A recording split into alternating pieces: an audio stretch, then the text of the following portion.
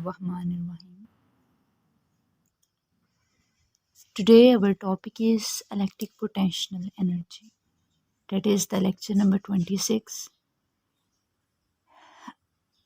First of all, we discuss what is electric potential energy. Then came forward. Flow of electric charge is called electric current. Charges का बहाव जो होता है वो electric current कहलाता है. ठीक है. Flow of electric charge is called electric current. If small amount of charge D Q flow in D T time then current I is equal है D Q by D T. अगर थोड़ी सी amount हमारे charge D Q की flow करे D T time में then current जो है D Q by D T के इक्वल होगा. ठीक है. If the current is constant, अगर हमारा करंट वो कांस्टेंट है इन टाइम टी में, then in time t the current flow Q is equal है आई क्रॉस टी. वो कहता है अगर टाइम टी में हमारा करंट कांस्टेंट है तो चार्ज किसके इक्वल होगा, आई क्रॉस टी के. यानी कोई भी कंडीशन 1 2 3 कुछ भी अप्लाई नहीं हो रहा, सिर्फ कांस्टेंट हालत में ये है. ठीक है. The unit of charge is ampere. Unit of charge क्या है, एम्पियर. 1 एम्पियर इक्वल होता है 1 कूलम बाई 1 सेकेंड के. ये जो है एक्सप्रेशन, ये यूनिट चार्ज जो कि क्या है, unit charge ampere. Ampere equal होता है 1 कूलम बाई सेकेंड के. ठीक है. यहाँ पे एक छोटी सी एग्जांपल ले लेते हैं. A car battery supply up to 50 ampere. एक कार बैटरी की सप्लाई जो है ना, जो बैटरी दे रही है चार्ज, वो 50 एम्पियर है. ठीक है. व्हेन स्टार्टिंग द कार, जब हम कार को स्टार्ट कर देते हैं, चला देते हैं, but after we need to deal with smaller values. जब हम कार को चला देते हैं तो हम छोटी छोटी वैल्यूज़ के साथ डील करते हैं. क्या कौन कौन सी हैं, वो बहुत इंपॉर्टेंट है, ये याद रखने वाली हैं. 1 मिली एम्पियर इक्वल होता है 10⁻³ ए के. अच्छा, यहाँ पे एक फ़र्क है. किलो जो होता है ना, किलो अगर ऐसे आ जाए ये तो ये 10⁻³ के होगा, लेकिन अगर मिली आ जाए तो वो -3 के इक्वल होगा. 1 माइक्रो एम्पियर जो है वो 10⁻⁻6 एम्पियर के इक्वल होगा. 1 nano ampere A1 N A के जो कि 10⁻⁹ ए के इक्वल होगा. उसके बाद 1 पीको एम्पियर जो होता है वो होता है 10⁻12 एम्पियर के इक्वल. ठीक है. क्लियर. ये पॉइंट्स आपने इम्पोर्टेंट हैं, याद रखने हैं, फिंगर टिप्स पे आपको आने चाहिए. देन हम पॉइंट नंबर 2 पे आते हैं जो कि है डायरेक्शन ऑफ द करंट. यानी करंट की सिमत कौन सी होती है. Direction of current flow in direction of which positive charge move. Direction of the current जो है वो किस तरफ होती है, जहाँ पे पॉजिटिव चार्ज मूव करते हैं. इन अ टिपिकल वायर, एक टिपिकल वायर जो है उसमें positive charges fix to atom and really the negative charges. एक जो टिपिकल वायर होती है ना, उसमें पॉजिटिव चार्जेस फिक्स होते हैं, लेकिन जो नेगेटिव चार्जेस होते हैं वो क्या कर रहे होते हैं, मूव कर रहे होते हैं, उनकी मूवमेंट हो रही होती है. यहाँ पे हम सर्किट देखते हैं कि कैसे ये मूवमेंट होती है. ये बैटरी लगी हुई है जिसपे ये पॉजिटिव टर्मिनल है, ये नेगेटिव टर्मिनल है. यहाँ पे हमने अपना डिवाइस लगाया हुआ है. ठीक है. अब यहाँ से बैटरी की सप्लाई हम जब देते हैं डिवाइस से जो है वो जाती है, कैसे जाती है, यहाँ से कन्वेंशनल करंट पास करता है. और यहाँ जब ये कन्वेंशनल करंट पास करता है तो यहाँ पे इलेक्ट्रॉन फ्लो करते हैं, इलेक्ट्रॉन मूव करते हैं. जैसे पॉजिटिव हो गए, नेगेटिव हो गए, पॉजिटिव हो गए, नेगेटिव, ये क्या होते हैं, ये फ्लो करते हैं, जिसकी वजह से हमारा पूरा सर्किट जो है वो क्या करता है, वर्किंग करता है. ठीक है. क्लियर हो गया ये पॉइंट. इसकी बेस पे हम क्या करते हैं, वर्किंग करता है हमारा सर्किट. अच्छा, उसके बाद आ जाते हैं तीसरे पॉइंट पे जो कि है electric motive force. Because something force around a circuit. कोई फोर्स सर्किट के अराउंड है, आस पास है, जिसकी वजह से करंट क्या करता है, फ्लो करता है. उसे समथिंग फोर्स को हम इलेक्ट्रिक मोटिव फोर्स या EMF भी कहते हैं. EMF एब्रीवेशन है इलेक्ट्रो मोटिव फोर्स.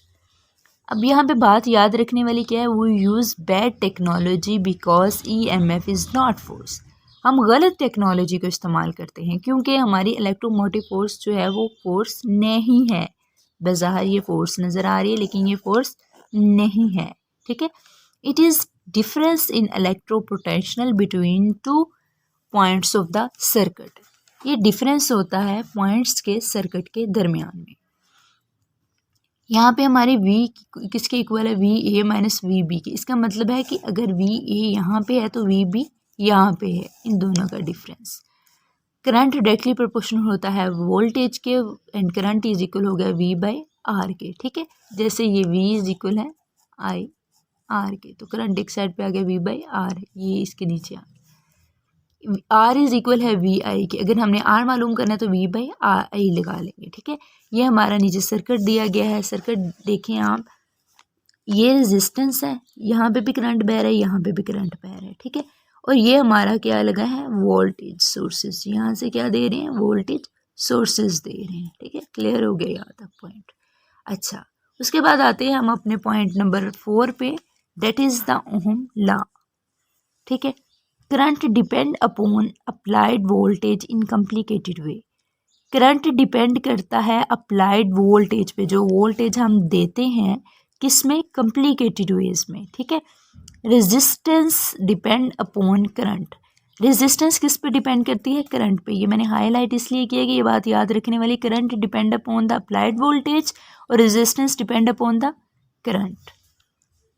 उसके बाद इसकी हम एक एग्जांपल ले लेते हैं ताकि ये क्लियर हो जाए अच्छी तरह से कि when current passes through a resistor, जब एक करंट जो है वो पास करता है रेजिस्टर से, it gets hot and resistance increase.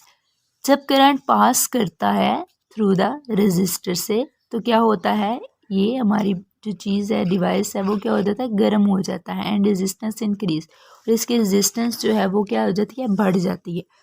अगर यहाँ पे आप एक सर्किट देखते हैं तो ये देखिए, एक्स एक्सिस पे वोल्ट्स लगे हुए हैं और वाई एक्सिस पे क्या है, एम्पियर करंट दिया हुआ है। अब यहाँ पे ये देखिए मूव कर रहा है सीधी डायरेक्शन में, ठीक है। तो ये क्या कर रहा है, ओबे कर रहा है ओहम लॉ को। लेकिन यहाँ पे मुड़ भी जाता है, ये ओबे नहीं कर रहा ओहम लॉ को, ठीक है, नहीं कर रहा ओहम। तो हमारी resistance del I by del V के इक्वल होगी, ठीक है। क्लियर हो गया ये पॉइंट। उसके बाद हम पॉइंट नंबर 5 पे आते हैं, जिसमें charge is always conserved. Charges हमेशा कंजर्व्ड होते हैं। Current is conserved as well. Current भी क्या होता है, कंजर्व्ड होता है। क्यों, क्योंकि flow of the charges is called the current. तो करंट और चार्जेस में कोई फ़र्क तो नहीं है ना ज़्यादा, तो इसीलिए दोनों क्या है, कंजर्व। जी, when a current splits into two current sum remain constant. जब एक करंट छोटे छोटे करंट्स के पार्ट्स में डिवाइड कर देते हम तो क्या हो जाता है, सम रिमेन कांस्टेंट। इनमें कुछ पार्टिकल्स जो होते हैं, स्प्लिट्स जो होते हैं, वो क्या हो जाते हैं, रिमेन कांस्टेंट रहते हैं, कोई उस पर मूवमेंट नहीं होती, वो कांस्टेंट रहते हैं। जैसे करंट 1 इज इक्वल है करंट 2 प्लस करंट 3 के, ठीक है। अब यहाँ देखें ये सर्किट, यहाँ से करंट I1, ये करंट I2, ये करंट I3, ये दोनों जा रहे हैं एक ही तरफ, एक ही लाइन में, ठीक है। अच्छा, उसके बाद आते हैं पॉइंट नंबर 6 पे, जिसमें कहता है when resistors are put in series. जब हम रेजिस्टर्स को सीरीज में लगा देते हैं विद ईच अदर, एक दूसरे के साथ, the same current flow through both. जब हम रेजिस्टर को लगा देते हैं सीरीज में, सीरीज फॉर्म में जब लगा देते हैं तो दोनों की तरफ क्या करंट होता है, सेम करंट बह रहा होता है।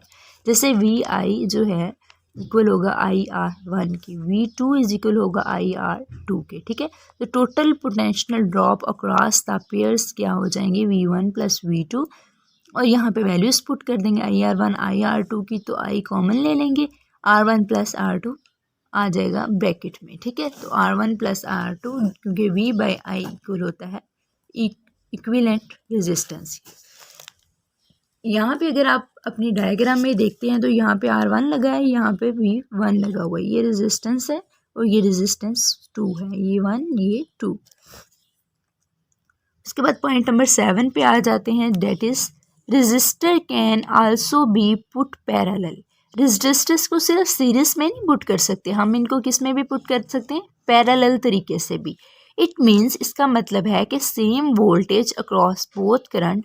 इसका मतलब है कि एक जैसे करंट जो हैं दोनों में, जो कि वी आई इज इक्वल है V बाई R1 और V2 किसके इक्वल है, V/R2 के। ठीक है, तो करंट बराबर होगा करंट 1 प्लस करंट 2 के। करंट इज इक्वल होता है ये क्या है, equivalent resistance V/R1 plus V/R2 के। ठीक है, यहाँ पे इसकी इक्विवेलेंट रेजिस्टेंस पुट कर दी, तो देन आप देखेंगे कि इक्विवेलेंट रेजिस्टेंस पुट करने से हमने क्या किया, 1/R1 प्लस 1/R2 ले लिया, इन दोनों का आधे सम ले लिया, तो R1 प्लस R2, ठीक है, R1 R2 आ गया। अच्छा, अब सर्किट देख लेते हैं। यहाँ पे पॉइंट ए लगा है, पॉइंट बी लगा हुआ है, यहाँ रेजिस्टेंस R1 और R2, इनके दरमियान सर्किट बनाया, तो इक्विवेलेंट इसकी रेजिस्टेंस ए से बी जो है वो ये आ गया, R1 R2 को प्लस किया तो ये हमारे पास आ गया। ठीक है, अब पॉइंट नंबर 8 पे आते हैं। पॉइंट नंबर 8 में कहता है when current flow in a circuit work is done. जब करंट फ्लो करता है किसी सर्किट में तो वर्क होता है। जब करंट फ्लो करता है तो work is done. Suppose small amount of charge D Q is move through a potential difference V. फर्ज करें कि हमारे पास थोड़ी सी अमाउंट जो है चार्ज की डी क्यू की मूव कर रही है पोटेंशियल डिफरेंस वी में, then D W work done is equal है वी डी क्यू के। ठीक है, तो अब डी क्यू की जगह पे क्या, हम डी क्यू की जगह पे आई डी टी लगाएंगे। ठीक है, तो ये इसकी जगह पे पुट की है। अब आई जो है एक साइड पे कर लिया, V/R आ गया, और पोटेंशियल हमारे पास क्या है, dW/dt, date is equal to I²/R। ये पावर की जो है ना ये वैल्यू है, पावर बराबर होती है I²R की। ये पुट की तो V²/R आ गया और पावर बराबर होगी IV के। अब यहाँ पे ये देखने वाला 1 वोल्ट एम्पीयर इक्वल होता है 1 joule by coulomb dot coulomb by second के। कूलम से कट गया तो 1 जूल बाय सेकंड आ गया, that is equal to 1 watt. ठीक है, ये चीज़ आपने एक्सप्रेशन जो है 1 वॉट का याद रखना। नेक्स्ट आ जाते हैं 9 पॉइंट पे, that is the Kirchhoff rule. Sum of potential entering is equal to sum of potential leaving the junction. कुछ जो एंटर हो रहे हैं और जो लीव हो रहे हैं दोनों के सम जो हैं वो किसके इक्वल होंगे, किर्चॉफ रूल के। जी, तो इसकी एक्सप्रेशन में कहता है VA माइनस IR प्लस ये क्या है, epsilon not equal to VA के। माइनस IR को साइड पे करिए, एप्सिलॉन नॉट को साइड पे कर दिया, ये इससे 0 हो गया। ठीक है, तो यहाँ पे अगर डायग्राम आप लोग ये क्लियरली देखें तो ये पॉइंट A है, ये B है, यहाँ पे पॉजिटिव यहाँ पे नेगेटिव अप्लाई हो रहे हैं डिवाइस पे एप्सिलॉन नॉट पे, और यहाँ पे रेजिस्टेंस लगाई है, और ये पॉइंट B और C है, A B C और D, A B C D, और यहाँ पे रेजिस्टेंस लगाई हुई है। इधर भी करंट जा रहा है, इधर से इधर मूव कर रहा है और इधर से ऐसे मूव कर रहा है। ठीक है, रूल को अप्लाई कर रहे हैं। Kirchhoff rule apply on a circuit that consist of a resistor and capacitor in order to see to current flow. हमने क्या देखना है, दो करंट कैसे फ्लो करते हैं। देखें, चार्ज इज इक्वल होता है VC के, और Q by C is plus I/R equal है 0 के। ठीक है, तो I/C dQ/dt plus DI/dt R के इक्वल होगा, जो कि 0 के इक्वल होगा। DI/dt इज इक्वल होगा -1/RCI। करंट इज इक्वल है I0E माइनस I1/RC के। ठीक है, तो 1/E किसके इक्वल होगा, 1/27 के। EX इज इक्वल है 1 प्लस x/2 प्लस x3/3। ठीक है, ये हमारा आ गया एक्सप्रेशन एक्सपोनेंशियल वाला। यहाँ पे डायग्राम देखें, ये रेजिस्टेंस लगाई है, कैपेसिटर लगाई है, ये पॉजिटिव टर्मिनल है, ये नेगेटिव टर्मिनल है, यहाँ पे स्विच लगाया हुआ है और यहाँ पे करंट क्या कर रहा है, बह रहा है। ये पूरा सर्किट है इसका। उसके बाद पॉइंट नंबर 11 पे आए, यानी 11 पे आए। Circuit have 2 or more loops. हमारे सर्किट की एक या एक से ज़्यादा लूप्स हो सकती हैं। ठीक है, जैसे कि current plus I1 plus current I3 equal है I2 के। तो epsilon not 1 minus I1 R1 plus I3 R3 is equal है 0 के, minus I3 R3 minus I2 R2 plus epsilon not is equal है 0 के। I1 बराबर हो गया epsilon 1 R1 R2 plus R3 minus epsilon 2 R3 बटे में R1 plus R2 plus R3 plus R1 R3 के इक्वल। इसी तरह आई करंट 2 जो है वो होगा epsilon 1 R3 minus epsilon 2 R1 plus R2 R1 R2 R2 R3 plus R1 R3 plus R1 R3 के। करंट 3 जो है minus epsilon 1 epsilon R2 minus epsilon 2 R2 R1 R2 plus R2 R3 plus R1 R3 के equal होगा। इसी तरह point number 12 पे आते हैं, किसमें कहता है a charge inside a wire move under influence of applied electromotive force and suffer many collisions caused to move high irregular path। वो कहता है कि हमारे पास चार्ज हमारे वायर में जो है वो मूव करता है इलेक्ट्रोमोटिव फोर्स से and suffer many collision causes to move. तो ये बहुत सी कोलिजन्स जो है वो फेस करता है जो कि इरेगुलर पाथ में होती हैं। तो अब ये देखिए यहाँ पे ये सर्किट में इरेगुलर पाथ है ना, तो ये इसकी इलेक्ट्रोमोटिव फोर्स जो पॉजिटिव यहाँ पे नेगेटिव टर्मिनल के ऊपर लग रही हैं।